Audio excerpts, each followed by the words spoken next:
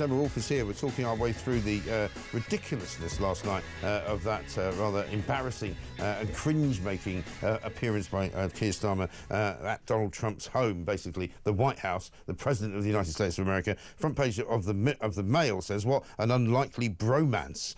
Donald Trump and Sir Keir Starmer struck an unlikely bromance in the Oval Office. But actually inside, Quentin Letts, one of the great sketch writers of all time, writes some very, very funny and very amusing lines about how Donald played nice in his yellow chair in the Oval Office. He commanded the scene. Normal politicians block and obscure. Trump comes out and geezers headlines. Sir Keir reached into his jacket pocket and coyly produced a sleepover invitation from the King. It bore what looked like a postprandial handwritten Charles R. Maybe they had to give HM a few scoops of electric soup to get him to sign the damn thing. Because again, it sort of diminishes the King, doesn't it? Of course. You know, because they're using the King basically as a lever to try and invite Trump to come to Britain. Because you know how the fuss and nonsense they made about how, Keir Starmer's going to be the first European leader to see him. Well, he was the fourth. Exactly. Following on from Poland, France and Italy, right? And so this is almost like, you know, let's play the Trump card of, we've got a royal family, come and stay at Balmoral. And it's the hypocrisy, Mike, when you put it like that and you think of everything that they've all said about Trump over the years, over the last 4 years, certainly 5 years. Yeah.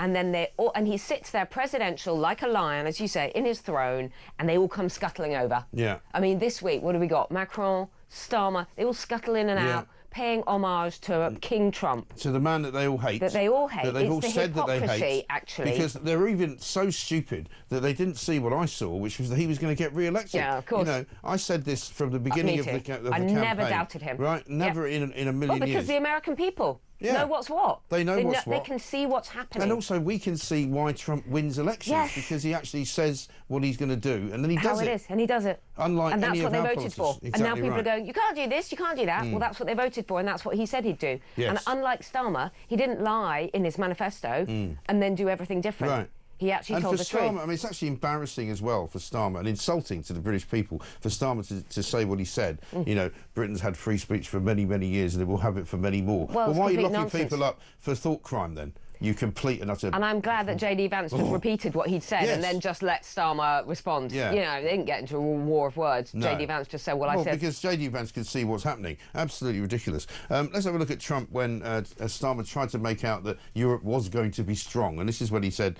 well, would you take on Russia yourself then? Yeah. Check it. If they need help, I'll always be with the British, okay? I'll always be with them. But they don't need help. You look at their career, you have done very well over the years, haven't you? We have. I'm very proud of our country. And but we've also always been backing each other up between our two countries. That is why this is the greatest alliance for prosperity and security I think the world has ever seen. Whenever necessary, we've absolutely backed each other up, and that's at the core. Could you take on Russia by yourselves? Well... Exactly. Yeah, no. No. So basically that was a massive put down. That was like, stop talking absolute BS, mate. Stop saying stop complete nonsense. nonsense. Put your money where your mouth is. Yeah. You're not backing up America. Yeah. Americans need to be backed up by a poor, useless, hopeless, militarily denuded country which has been raped by politicians for the best part of the last 30 years and who have not built up our defences and who have not done anything to help America. We barely have enough troops to defend London. And you know, Trump, I'm sure in his mind there is thinking, you know, well, last time I was president, you were calling me a Nazi. Exactly. So, stuff you, mate. It was charming, but he made his point, didn't he, Trump? Absolutely right. Let's have a look at another one, shall we? This is old Starmer, because you can't have a Starmer fest without some kind of stumbling over words. This is him stumbling over the word underline, which he seems to find difficult to say. Finally, to underline the importance of this bond. It was my privilege and honour to bring a letter with me today from His Majesty the King. It was my privilege and honour to bring a letter from and the problem is, mate, he says... underline. I mean, he says the opposite. He says the opposite of what he means. Yeah. It's like the sausages, but worse. Undermine or underline. Yeah. Because that's the opposite, mate.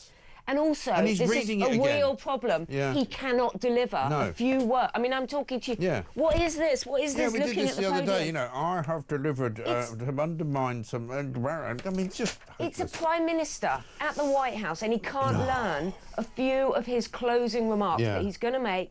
It's all planned from the podium. He can't do that. He's constantly, nervously looking at his script. I know. It's shocking, so poor. isn't it? Absolutely shocking. Morning, Mike, says Lisa. I've never sat through anything in Cringe so much. I thought Trump cut the press conference short and he didn't seem that happy to me. Lisa in Hertford. Margaret in Birmingham says, what a hypocrite. Tell me Tier who removed the Winston Churchill painting. Mike, did you hear Donald Trump mention his accent? Pure class. Actually, we've got that clip. Let's talk about the accent. Have a look at this one. And we look forward to welcome you in the United Kingdom. Thank you once again. Thank you very much. What a beautiful accent. I would have been president 20 years ago if I had that accent. Thank you very much. No, there he's touching him again.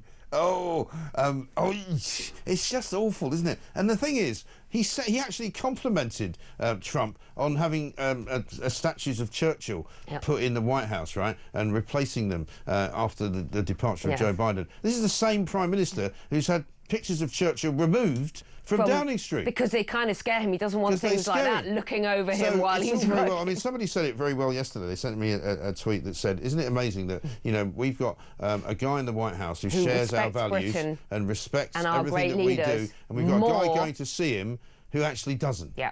And that's a tragedy for all of us. Right? I think actually Trump loves Britain more than Starmer does, because what Starmer is doing to our country at the moment is, you know, absolutely appalling. He's absolutely tearing He it wants apart. to be in Davos. He's, you know, he's a European. He's not really, or he's an internationalist. He's not a proud Brit. No, he's not. And all of the things he said to Trump about how great Britain is, he doesn't really believe it. No, he doesn't believe it, and he doesn't believe in free speech and things like that. Yeah. How about this? Warwick says this from Devon. Mike, as usual, you have one hell of a show. You're spot on with your comments about Starmer. Pass the bucket. What an absolute vomit fest. I mean, the one thing about what we do here at Talk is that we know what people think. We can see it. You know, you'll be hearing, as I said, all sorts of other commentators this morning, unlike you and I, going, oh, well, you know, Starmer went to America and he got a good deal from Trump and he's going to okay the Chagos deal, and isn't it great, and isn't it good to see that Britain's on the front line with, you know, world leaders? No, it isn't, because everybody is seeing what we saw and is saying it. And Michelle from Altrincham said again, well, yes, I was feeling cringeworthy and nauseous watching Starmer yesterday and today, being polite on your show, as they say in Only Fools and Horses. What a plonker. Of course, Rodney is his middle name, isn't it? Rodney! What a plonker! Can you imagine? You know, or, you know, Del boys that would turn up going, all right, listen, there's some good stuff around this White House, around the back, right, we'll roll the van up and start unloading some of it right in there, we'll take it home with us, all right? David Lammy would be good at that. Yeah, Lammy, oh, God. I mean, thankfully he didn't say anything. I know. Oh, I mean, God, if he'd opened his mouth. It's awful. I think most people that saw it had the reaction that we had. I just think the papers have gone weird this morning. They're trying to sort of make it like rah-rah, let's fly the flag for Britain, and I get that. But I'm not going to do that. Look, because Britain is always going to I work for the people that listen and watch this show. I don't work for the establishment. I don't work for anyone. I work for them. Britain is always going to get a gracious response from the White House. Of course they are. Yeah. It would have been rude, and Trump doesn't do that. Right. It would have been rude, whatever leader, whatever Prime Minister we ended up with, to have rebuffed him, to have been rude to him. But I think, you know, No, I mean, Trump plays the role well. Of course he does. You know, you go to his house, he's gracious because you're in his house, and that's what he does. But, you know, it means nothing. The devil is in the detail, nothing. and let's see what actually comes out of this. Exactly. Let's see what happens on Chagos, and let's see what happens on the trade deals, and let's see what happens on Ukraine. Yeah. Because Trump didn't commit to anything. No, of course he didn't. He didn't fold on anything. He didn't kowtow to us on anything. Right. And it was clear who was in charge. Yeah. Absolutely in charge. And getting patted by the Keir Starmer, I mean, just Cord. embarrassing. Cord, let's get a voice note about Mike Amesbury. This is from Andy. Morning, Mike. Andy in Portsmouth. This Amesbury character, what a gall this man's got. He was guilty, he got sentenced, and now he appeals. So he obviously has zero remorse for what he did. Yeah, I just think it's an absolute disgrace. I really do, that he's been able to appeal and get away with going to prison. And Starmer, all about free speech. Is he having a laugh or something? Great show, Mike. Yeah, Andy, absolutely right. I mean, you know what's going on. Everybody watching this show knows what's going on. You know, the Starmer White House scenario, it was an absolute fake hypocrisy, nonsense, cobblers. You know, anybody convinced by that should have the brain removed. You know, the likes of Robert Peston will be going on about all these 10-minute long questions. I'm helpless. You know, these people don't get it.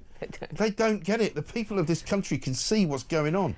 And it's all absolute and utter cobblers. It's really embarrassing. And I'm embarrassed that Starmer, you know, is our man. Yeah. It is embarrassing. As for Amesbury, can you just explain that? Would normally an appeal would take much longer? I don't because understand he's got how his appeal very quickly. I have to say, and I said this yesterday, there must have been some kind of intervention People wait years, from don't the they? Attorney General, who is of course Keir Starmer's mate, Lord Hermer, Lord Harmer as I like to call him. There would have been some kind of intervention where he would have spoken to whoever organises the appeals in this country to say, look, we don't want to have a recall, so let's get this guy off so he doesn't have to go to prison. Because we don't have enough judges, we don't have enough courts, we don't have enough court time. No. Normally this stuff takes a long time. 2 years minimum. It would be really interesting to know how that got through, and also why he's still drawing his salary. Yeah. 91 grand. My theory is this, right? They made him make the appeal because it puts everything on hold. Yeah. It meant that there won't be an immediate recall petition. Yeah.